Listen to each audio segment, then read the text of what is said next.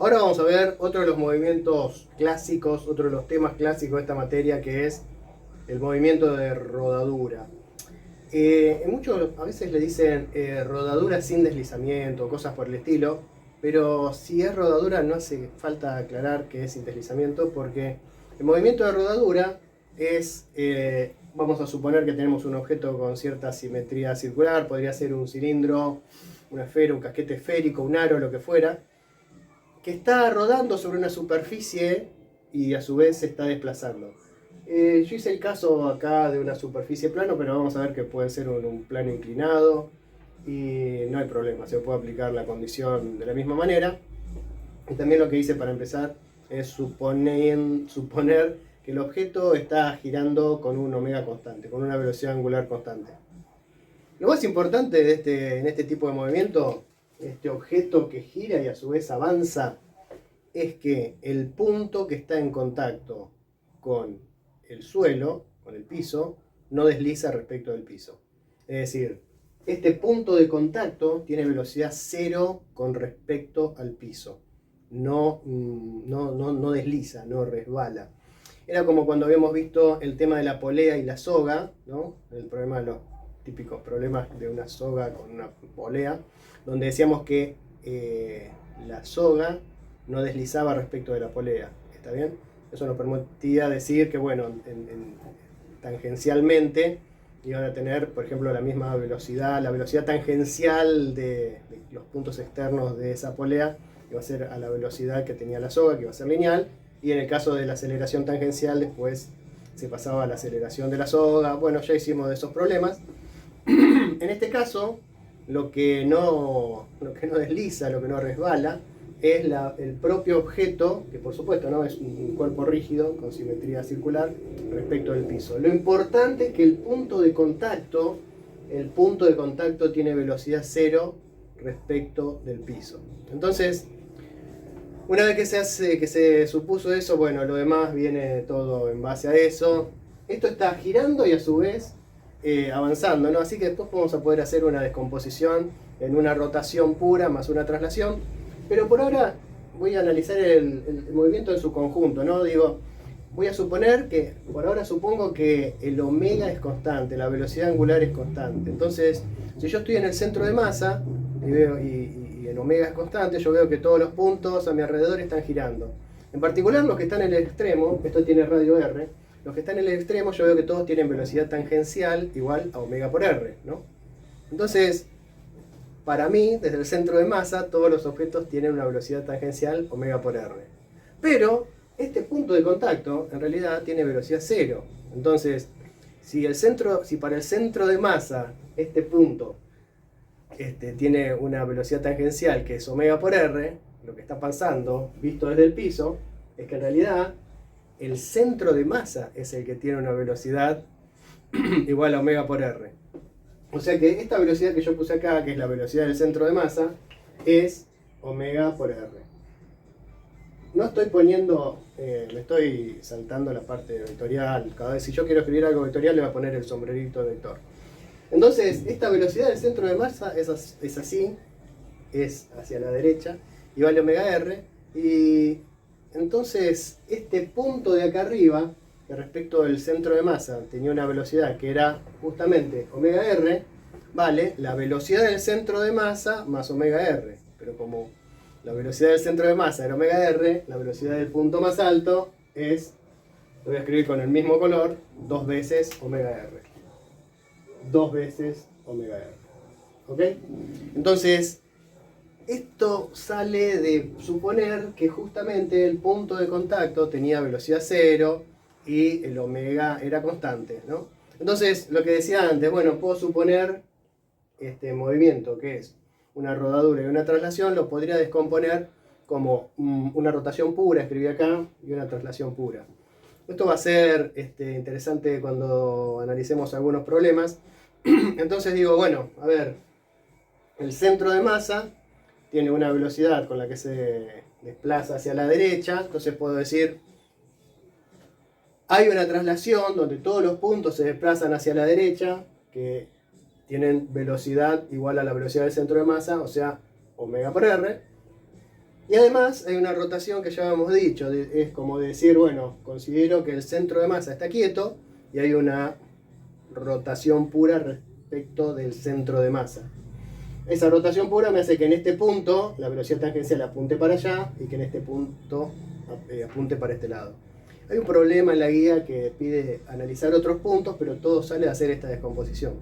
Por supuesto que si yo sumo esto más esto, en los dos puntos superiores, omega r más omega r, por supuesto que da 2 veces omega r, 0 más velocidad del centro de masa, que es omega r, nos da omega r, y en este caso, este punto, que es el punto más bajo, en la rotación pura, tiene una velocidad omega r hacia la izquierda, y en este punto, omega r hacia la derecha, y por supuesto, tiene que ser coherente con que el punto de contacto tiene velocidad 0.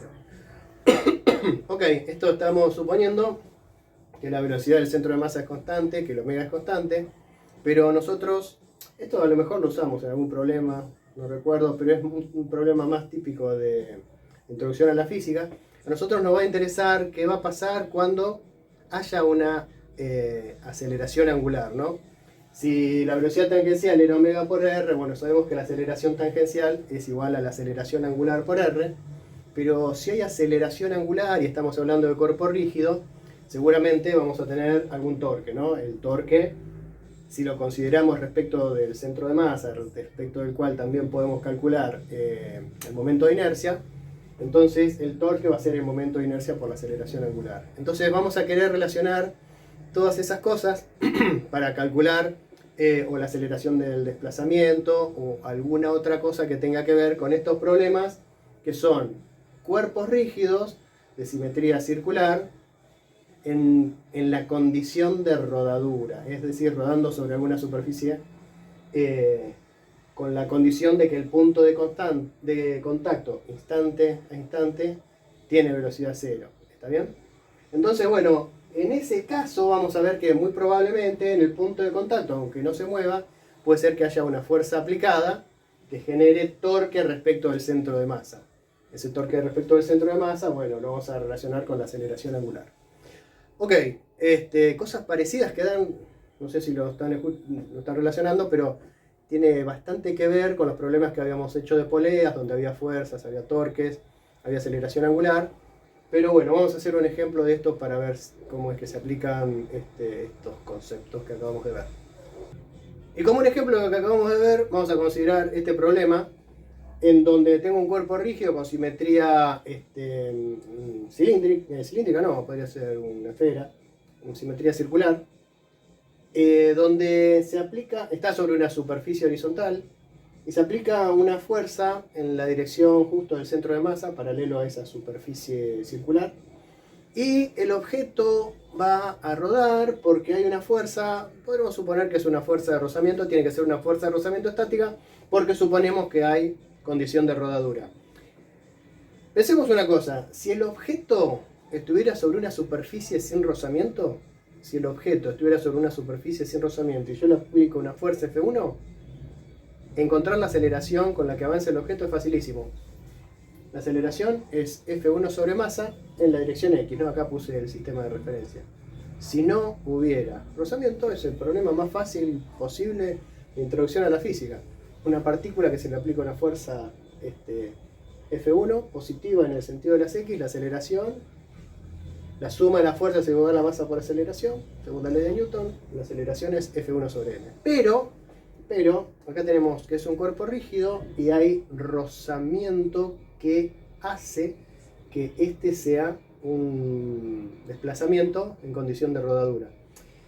Si uno lo piensa, es como un problema de cómo avanzan los carros, ¿no? Yo tengo un carro, supongamos que hay dos ruedas y en el medio un eje, y los carros, ¿cómo se hacen? ¿Un caballo qué hace? Un caballo tira del carro, podríamos suponer que está tirando del eje, y como hay rozamiento, la rueda gira y el carro avanza, ¿no? Es distinto a lo que pasa en los automóviles, ¿no? Lo que pasa en los automóviles es que el eje gira. Piensen en eso porque le voy a preguntar en clase. Pero bueno, tenemos este problema. Tenemos que sobre el centro de masa se aplica una fuerza F1. Este objeto tiene una masa M, tiene un radio R y hay una fuerza F. ¿Está bien? Entonces ya no puedo hacer como hice acá, sino que cuando haga la segunda ley de Newton, ¿qué me va a quedar? Para el eje X me va a quedar F1 menos F, y eso es igual a la masa por la aceleración. Está esa F que no sé cómo juega. Lo que sí sé es que hay rodadura. Entonces, como voy a estar rodando, como es un objeto que tiene simetría respecto del centro de masa y probablemente yo conozca su momento de inercia respecto de ese eje, lo que voy a hacer es considerar los torques respecto del centro de masa. Por supuesto, F1 respecto del centro de masa no hace torque, pero la F esta que es la de rozamiento, sí, ¿no? Fíjense que justo está perpendicular, o sea que el torque directamente es F por R, y como ya sabíamos, eso es igual al momento de inercia por la aceleración angular. ¿Está bien? Me dio tos, no voy a cortar el video porque si no se hace muy largo. Antes de seguir voy a hacer una pequeña notación que después van a ver para qué sirve. Y es la siguiente, voy a decir que el momento de inercia dividido m, raíz cuadrada, lo llamo K0. O sea que K0 al cuadrado es el momento de inercia sobre m. Entonces, en esta nueva notación, este I0 de acá, si lo divido por m, me quedaría igual a K0 al cuadrado, entonces va a aparecer una m acá, de tal manera que F por R sea K0 por m por la aceleración angular. Lo siguiente que hago acá es relacionar, por supuesto, la aceleración angular con la aceleración con la que avanza mi cuerpo. Entonces digo que K0 por m, K0 al cuadrado por m, dividido este r, que lo paso dividiendo, es igual a la aceleración dividido r. ¿Ok? Entonces, por último, me queda que esta f, acá es r por r, r al cuadrado, me queda que K0 al cuadrado por m por a dividido r al cuadrado es esta f que yo estaba buscando, siempre y cuando haya condición de rodadura, ¿no? Porque si no, no hubiese podido relacionar la aceleración tangencial con la aceleración con la que avanza el objeto, el centro de masa del objeto. Entonces ya tengo la ecuación 1, la ecuación 2, y lo que voy a hacer es usar esta última, que la llamé 2, en la primera de acá, que la había llamado 1. Entonces donde diga F1 menos F, donde diga F voy a escribir todo esto de acá, F1 menos F es igual a F1 menos todo esto, y eso era igual a masa por la aceleración.